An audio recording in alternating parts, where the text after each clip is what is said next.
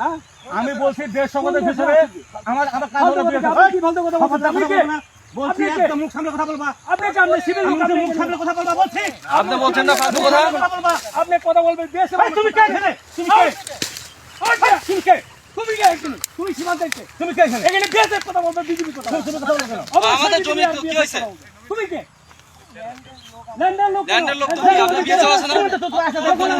বলছে তোমাকে শুনে সীমানা আসলে অনুমতি দিতে কে এখানে? আমরা কিছু বলছি না কেন তুমি এই কথা বলো কেন? যে তুমি কে মানে তুমি কে এটা বলো।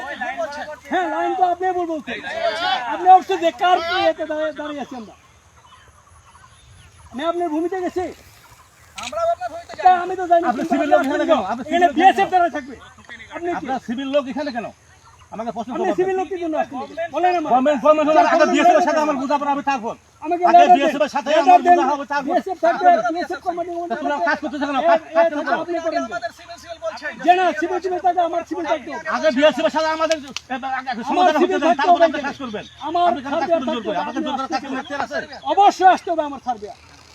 তাহলে আপনি আমার সার্বিয়া দরকার নাই। আপনার আমার কথা বিএসএফ এর সাথে আগে আমাদের এটা বিএসএফ কোম্পানি তারপর একটু পতাকা পতাকা এই শুনেন স্যার কি কয় স্যার কি কয় স্যার চুপচাপ কি শুনেন এই শুনেন আমি শুনে আপনাকে আমি ভদ্রভাবে আপনাকে বলছি যেহেতু এখানে একটা বিবাদ হচ্ছে ঠিক আছে না এখানে আমাদের বিএসএফ এর সাথে আমাদের একটা মীমাংসা হয়ে যাবে তারপরে আসেন সমস্যা না তাহলে ওটা কি তাহলে ওইটা কি না না খুঁটি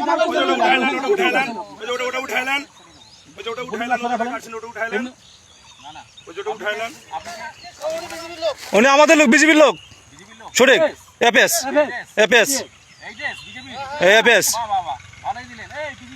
হ্যাঁ হ্যাঁ সমস্যা কি দেখেন উঠান ওরা জানে ওই যে সই ফুটাইতেছে ও ঠিকই জানে যে আমি কে